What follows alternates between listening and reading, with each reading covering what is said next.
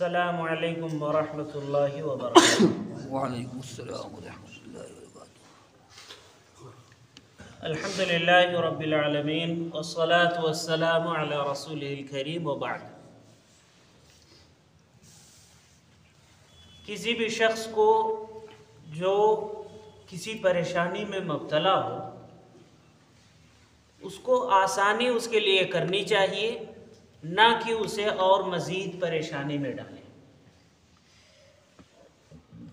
اسلام کا نظام ہے قرض کے تعلق سے کہ آپ کسی کو بھی قرض دیں تو اس قرض کے لیے جو بھی وقت سامنے والے نے لیا ہے اس وقت میں اگر چکا دیا تو اچھی بات ہے، ورنہ اسلام نے دو باتوں کی ترغیب دلائی ہے۔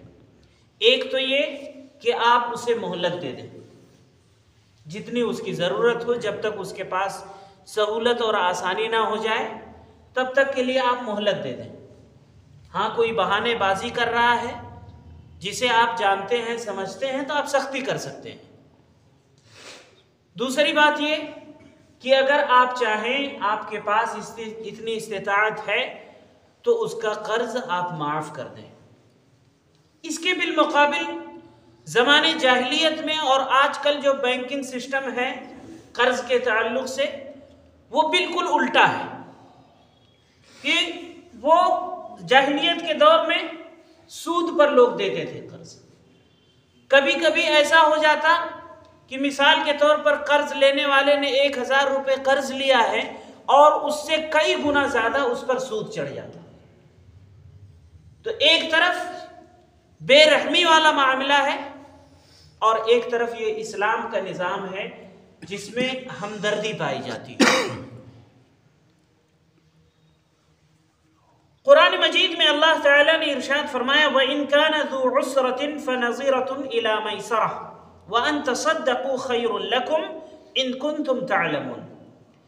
اگر کوئی شخص پریشانی اور دقت میں پڑ جائے، تنگی میں پڑ جائے، تو قرض دینے والے کو چاہیے کہ وہ مہلت دے دے۔ یہ پہلی بات۔ دوسری بات کہا وَأَن تَصَدَّقُوا خَيْرٌ لَكُمْ، اگر تم صدقہ کر دو یعنی اس کا قرض معاف کر دو تو یہ تمہارے لیے بہت بہتر ہے، اگر تمہیں اس بات کا علم ہے۔ صحیح مسلم کی ایک روایت میں اللہ کے نبی صلی اللہ علیہ وسلم کا قول موجود ہے من سرہ ان ینجیہ اللہ من کرب یوم القیامہ فَلْيُنَفِّسْ عَنْ مُعْسِرٍ وَيَزَعُ عَنْهُ۔ آپ نے فرمایا کہ جس شخص کو بھی یہ بات پسند ہو کہ اللہ تعالیٰ اس کی قیامت کے روز کی پریشانیوں کو دور کر دے، اس کے لیے قیامت کے روز آسانی کر دے، تو اسے چاہیے کہ وہ اس شخص کے لیے جو تنگی میں پڑ گیا ہے آسانی پیدا کرے۔ صحیحین کی ایک روایت میں ہے اللہ کے نبی صلی اللہ علیہ وسلم نے پچھلی امتوں میں سے کسی شخص کا قصہ بیان کیا، واقعہ، مختصر واقعہ۔ آپ نے بتلایا کہ پچھلی امتوں میں ایک آدمی تھا، وہ لوگوں کو قرض دیا کرتا، یعنی اللہ تعالیٰ نے اسے مال دے رکھا تھا، وہ لوگوں کو قرض دیتا، اور اگر کوئی شخص تنگی میں پڑ جاتا یعنی وقت پر وہ قرض نہیں لوٹا پاتا، اس کی مالی حالت خراب ہو گئی ہے، تو وہ اپنے لڑکوں سے کہتا تجاوزوا عنہ لعل اللہ ان یتجاوز عنا، میرے بیٹو اس کو معاف کر دو، شاید کہ اللہ تعالیٰ اس کے بدلے میں ہمیں بھی معاف کر دے۔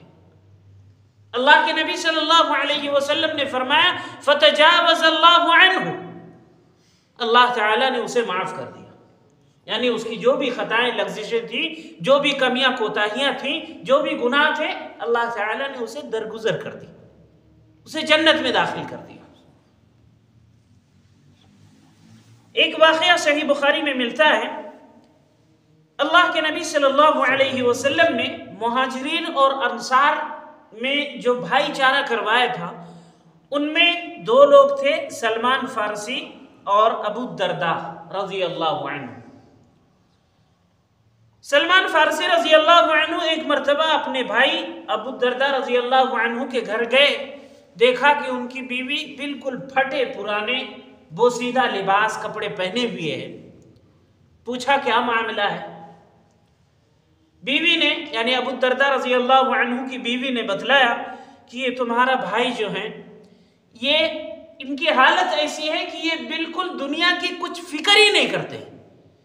یعنی کم سے کم فکر جو ہونی چاہیے کہ ایک شخص اپنی ضروریات زندگی کے ساز و سامان کو اکٹھا کرے، اپنے بیوی بچوں کے لیے کھانے پینے اور رہنے پہننے کا انتظام کرے، کم سے کم اتنا تو ضرور دنیا حاصل کرے.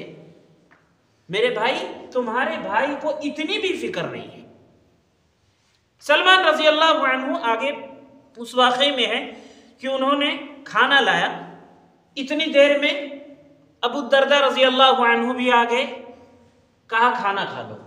انہوں نے کہا کہ میں روزے سے ہوں. سلمان رضی اللہ عنہ نے کہا کہ میں بھی نہیں کھاؤں گا جب تک تم نہیں کھاؤ گے. وہ روزہ نفلی روزہ تھا. انہوں نے کھانا کھایا، سلمان رضی اللہ عنہ نے بھی کھانا کھایا. جب رات کا وقت ہوا تب ابو الدرداء رضی اللہ عنہ سوچے کہ اب نماز پڑھنا شروع کرتے ہیں، رات کی نماز. سلمان رضی اللہ عنہ نے انہیں کہا ابھی سو جاؤ، ابھی نماز مت پڑھو، ابھی سو جاؤ.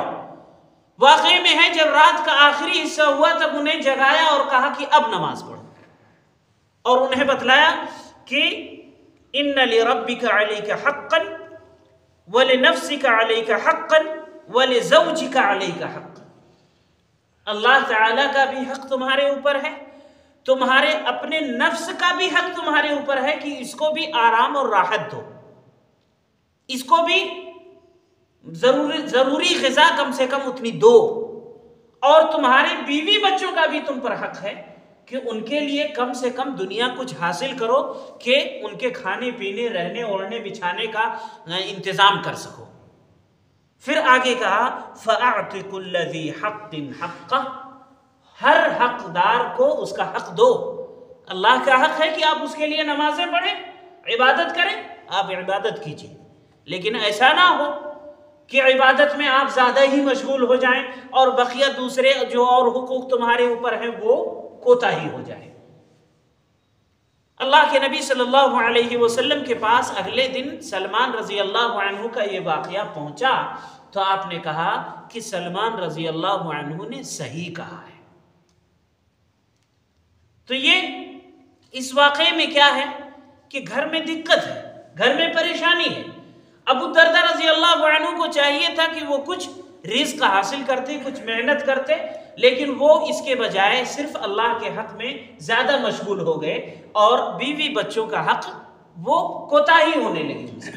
تو اللہ کے نبی صلی اللہ علیہ وسلم کے مشہور صحابی نے انہیں تنبیہ کیا کہ ایک شخص جو پریشانی میں ہے یعنی آپ کے بیوی بچے، آپ انہیں مزید پریشانی میں نہ ڈالیں، ان کے لیے آرام اور راحت کا اسباب مہیا کریں.